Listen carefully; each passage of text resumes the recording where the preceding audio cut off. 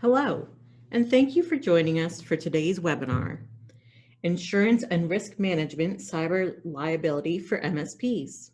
I'm Amber Noble, a marketing specialist at Barracuda MSP, and I'm happy to be moderating today's session. Today, I am joined by Justin Reinmuth, CEO and founder of Techrug, the Technology Risk Underwriting Group. Justin brings with him over a decade of experience working in insurance-related endeavors, focused specifically on a comprehensive errors and omissions solution aimed at small and medium-sized IT companies. During today's educational webinar, Justin will take us through the necessary insuring agreements an MSP must have in place, exclusions to be mindful of, and what your clients must do on their end to stay protected. Before we get started, some brief housekeeping. During the webinar, if you have any questions, feel free to share them using the questions or chat panel within the Zoom webinar screen. Throughout and at the conclusion of the webinar, you may be prompted to complete brief polling surveys. Please take a moment to engage with us and tell us what you think so we can continually improve the content and quality of our online events. Now, without further ado, I'd like to hand it over to Justin to begin today's presentation. Take it away, Justin.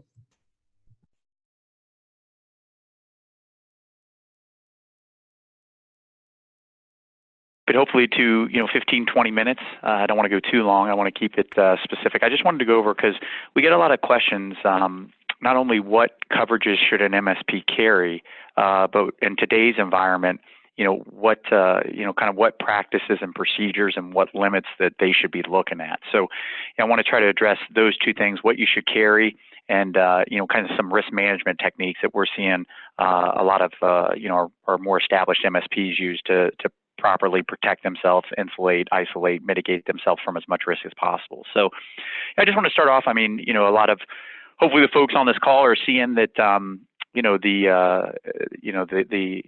ability and the chance to go out there and take advantage of the security market, the managed security market is there.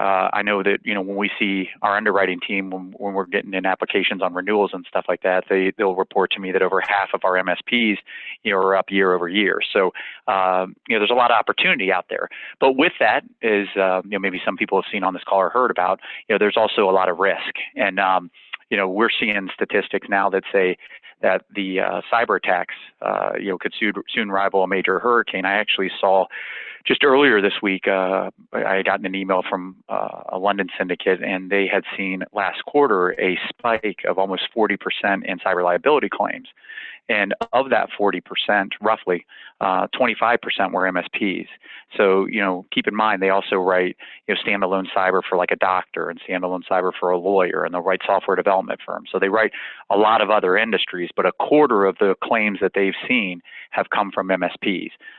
So, in today's environment, they're definitely being targeted, and we're seeing, losses come in at a higher frequency than over the last 18 months than we have, previously.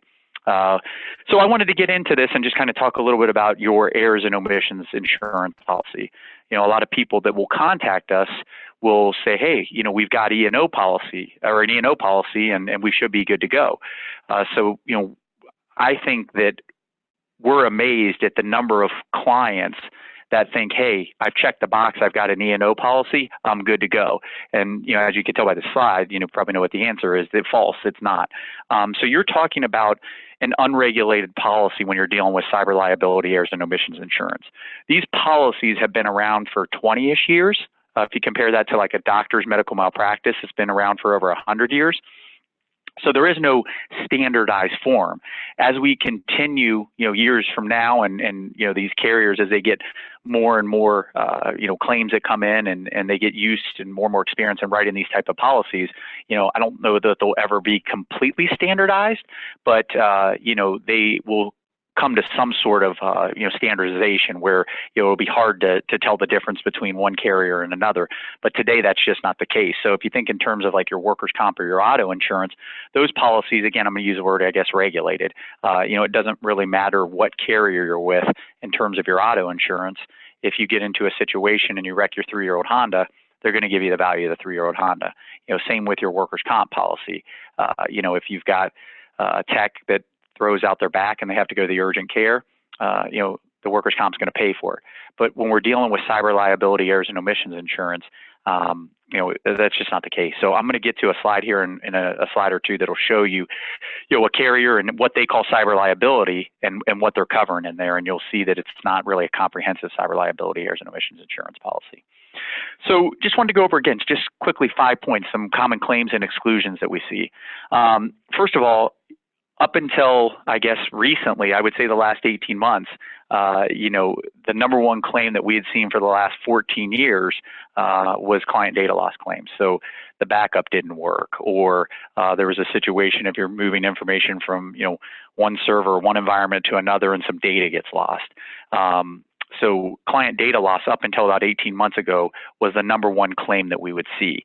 And again, not all carriers will cover this. So I just pulled 2 exclusions from 2 separate carriers that probably, when we see a client come to us, 50% of our clients are coming from one of these 2 carriers.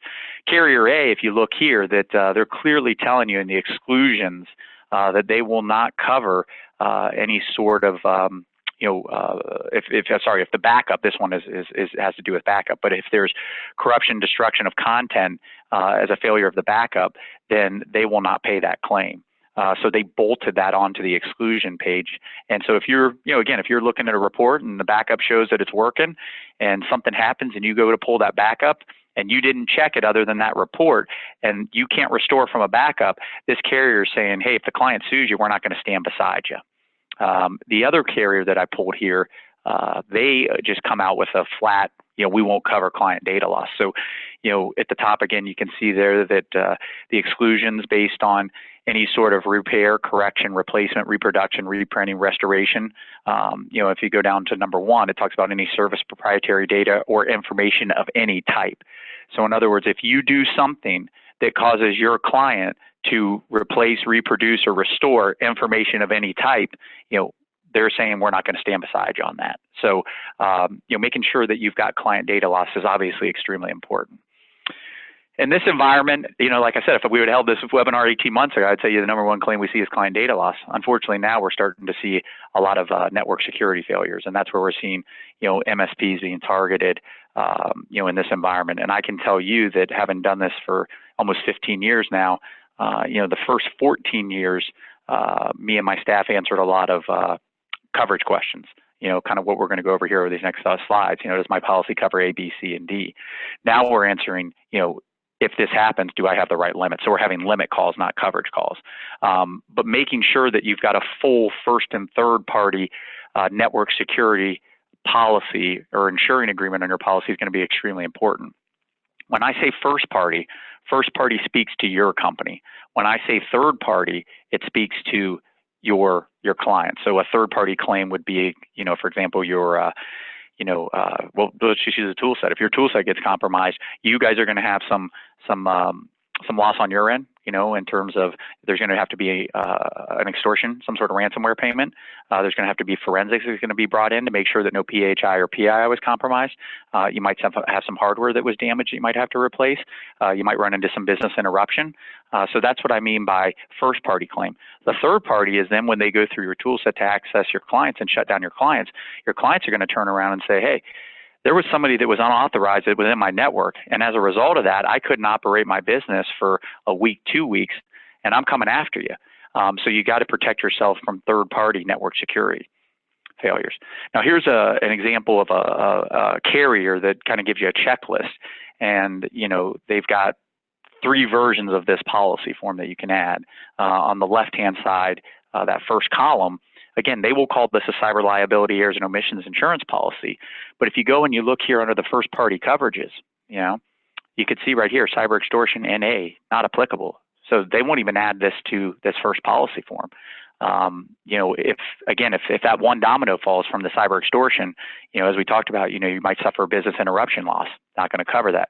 Dependent business interruption would be if one of your providers has a hack and they go down and you can't operate your business because their network or their system was shut down. That's what dependent business interruption is. If you have to notify people that their information might have been compromised, they're not going to stand beside you. You can even see on the next 2 policy forms, it's optional. So if you get with an agent or an agency that isn't paying attention and they're just strictly looking at a price and hey, it checks the box that it's got E&O, and they leave off these first party coverages, they could shut down your MSP if something happens. So again, making sure that you got a full first and third party policy is going to be extremely important. The third thing that I wanted to just focus on, oh, and sorry, before I get there, sometimes on an application, just be cautious. Some of these companies will ask you if you do due diligence on vendors. I see a ton of vendor agreements, and a lot of times they're pushing the liability over to you guys, and making sure that, when they're saying due diligence, they're probably asking you on that application form, will you get a vendor to agree to indemnify you or hold you harmless? And it's just probably not going to be possible. So if you're going to check a box that says, that you're going to do that and you don't do that, you're going to run into an exclusion. Sometimes if people do check the box that they won't, and they try to go apply for coverage, the carrier won't give them coverage. So you're kind of caught in a catch-22.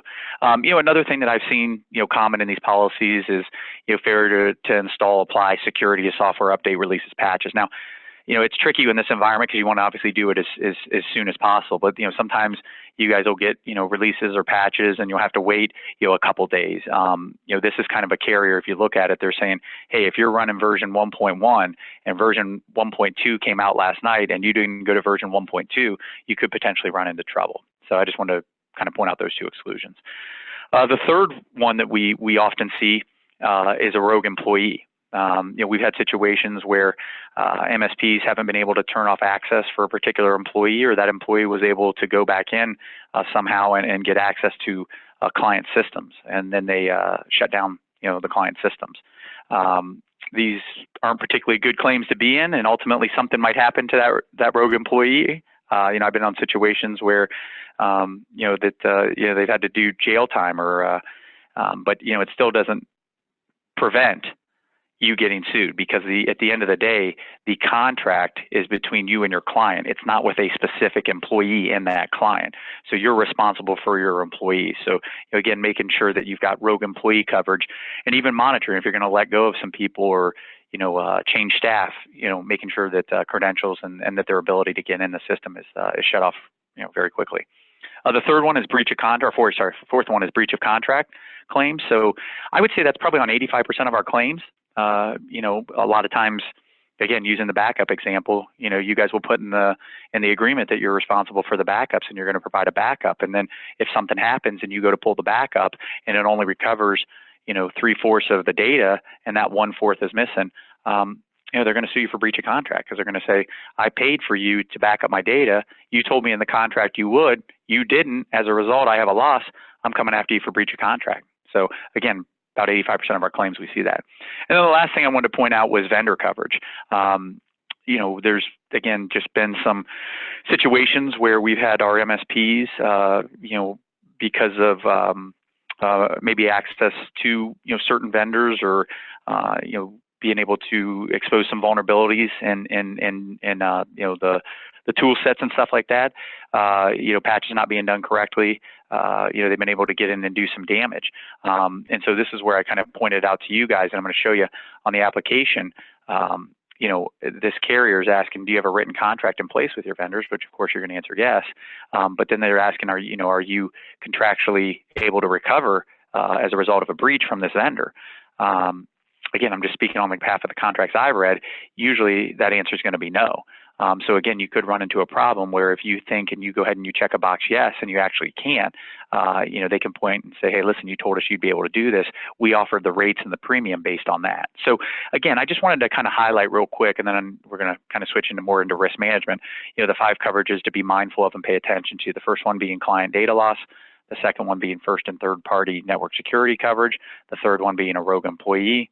The fourth one being breach of contract, and the fifth one, if something were to happen and there's a breach from, a vendor of yours, would your policy respond? So those 5 things I just kind of wanted to touch base with you. And then, getting into kind of more risk management. this to me is more important than ever. I know we worked with clients on it for years and years and years, but now we're starting to see clients implement a lot of this stuff. And to us, if you're doing these three things, we call it PIC, protection, insurance, and contracts. You're going to be in good shape if a claim happens. I mean, listen, if a claim, if this tool set thing does happen and you get into some sort of a lawsuit, or you have to go through it, again, I've been through it 10 times with our clients. I wouldn't wish it upon my worst enemy. It's very stressful. It causes a lot of anxiety. I've been hundreds of lawsuits where clients have lost data, breached contract, rogue employee, but nothing's like the law or like the experience of going through that. But if it does happen, you got to make sure, in my opinion, that you've got these things in place. So the first one is protection. A lot of clients, not only making sure that your house is in order, but making sure that your client's house is in order. Clients will come to us a lot of time and say, well, if a client doesn't want to follow advice, we'll get them to sign a waiver letter. I mean, if you can get a client to do that, good. But there's nothing that says that client, has to do something. So what do I mean by that? There's certain things that HIPAA might mandate that a healthcare provider or someone that's playing in that area, that you have to do things. And if you don't, there could be fines or penalties, or you could be called to court, and there is some sort of repercussion or consequence for not doing those things. But if we're just going to use NIST, right? There's no monitoring or governing body that's saying that your client has to do this. So what we like to do and work with our clients on is making sure that, again, I'm not an attorney, get with a qualified attorney, but a lot of times we'll see where on their statement of work that they're calling for the client to follow the NIST cybersecurity framework. And every time they do a server migration, right, making sure that verbiage is in there.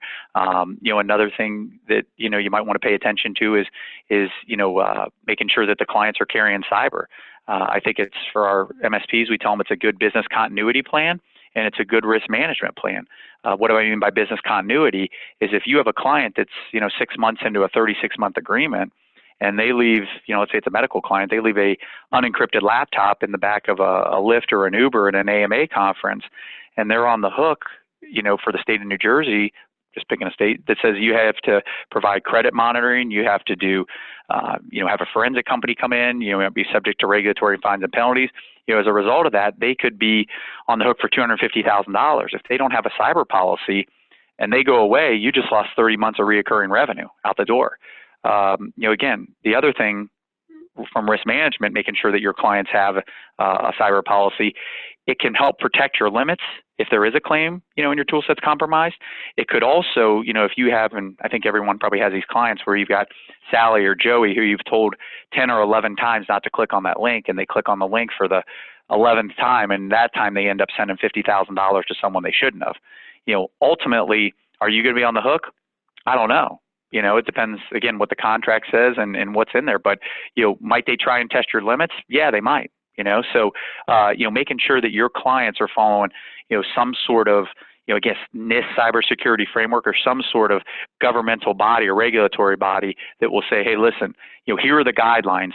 I think that you guys need to make sure and reiterate to your client, and it needs to be a team approach, not you dictating to them, that, hey, we as a team, we have to do this to make sure that we're compliant with NIST, but also maybe your insurance will require that. In order to get your rates, you might be telling the carrier that, hey, for a client, we'll make sure that they got A, B, C, D, and E.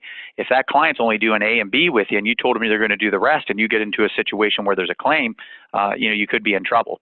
So protection, making sure MSPs are properly protected, you guys, and then making sure your clients are doing the proper protection. And again, if they're, they don't want to spend the money to do the additional security, then we find clients that will either kind of fire them. Again, if you can get a waiver letter signed, or if you can keep on reminding them via statements of work or something like that, it's going to put you in a good position if you get called into court. The second one is making sure that you got the proper insurance. We kind of addressed some of the insuring agreements that you need to pay attention to, but if we're going to look at the environment that we're in today, and MSPs being targeted, is making sure that you got the right limits. Some of this, I think that an agent can do when they ask you, well, how much of your work is managed service versus hardware sales? How much of your work is healthcare versus bakeries and landscapers? How much revenue do you have? I tell our clients, by going through our questionnaire or application process, we can probably determine what kind of limits you need with 60% certainty. The other 20% is going to be quite honestly, is going to be on you guys. How big, or how many clients in terms of revenue, assets under management do you guys have? So if you guys have clients that represent, $104 million in revenues, and you get hit, and it affects 10 of your clients, and they're shut down, that's going to be, per $52 million, it's $1 million per week. So if they're shut down for 2 weeks, you're looking at $2 million in potential business interruption claims. Now, these E&O policies, defense is also included in your limits. So as as counsel gets assigned to you and they start defending you, the meter's going to keep ticking. Like we talked about, if you do get hit, you're going to have to pay some sort of ransom payment. You're going to have to hire forensics people. So, we're even seeing our smaller clients, the starting limits are going to be, at least $2 million in terms of limits. Now, some of the things, like I said, there's that 20% that we just don't know. I mean, I've been on cases where, an MSP, they get targeted, they get shut down, and we try to reach out to the bad actors, and they get back to us in 6 hours. I've been on situations where it takes 2 days. I've been on situations where, once we do communicate and we pay for some decryption keys, they work. Other times they don't work. The ones that didn't work, it might take several days to get, the correct ones working back to you. Again, I've been on situations that once we do pay for the decryption keys, 30% of them work. Sometimes 70% of them work. And that's really hard to navigate through what sort of limits, because there's that 20% that, it really just depends. If everything goes smoothly, can we come to a limit that's going to be maybe acceptable and help protect you? Yeah, but if the people on the other side that have the decryption keys, if they choose not to negotiate or even get back to us, there's really nothing you can do. But I think as an MSP, going through certain exercises, you can make sure that you can survive the Cat 1 and 2 tornadoes. I mean, if it's a Cat 5 tornado, you just might be in trouble, and I don't know how to assure against that unless you're willing to spend $40–50 million in terms of limits. And by the way, if you want to go and look at your, try to find your client's size in terms of revenues, we've had clients report to us. I think Hoovers.com has like a free service, and you can pay one with DMB. We've had clients that have gone on for like a month, and they'll sign up for DMB, and then they'll go through, kind of run, see how big their clients are, and then cancel it. But at least it will give you an idea of, how big your clients are, and if something were to happen and they, your clients were down for a week or 2 weeks, it would give us some sort of, potential third-party business interruption claims that are come our way. And then the last piece of this pie is contracts. Making sure that you guys are using contracts, and they're legally reviewed. I'm not a lawyer, so I really can't tell you what should be in those contracts. But some of the ones that I see that that are good, obviously they'll have limitations of liability. They'll have hold harmless agreements. They'll have again, indemnification. They'll have a call for your clients to carry cyber. They'll contain a waiver of subrogation, where if your clients' policies do pay and they try to come back, and the insurance company tries to collect from you, by having a waiver of subrogation in there, it prevents that insurance carrier from collecting from you. So if you follow this pie chart, protection, insurance, and contracts, nothing's foolproof, but the claims that we see, our clients that have kind of stuck to this, the claims A, they tend to be less severe, and B, they just don't happen as much in terms of frequency. So Amber, I told you I wanted to try to keep it to 20 minutes. So if anyone has any questions, I don't want anyone to go to sleep. I'm more than willing to answer.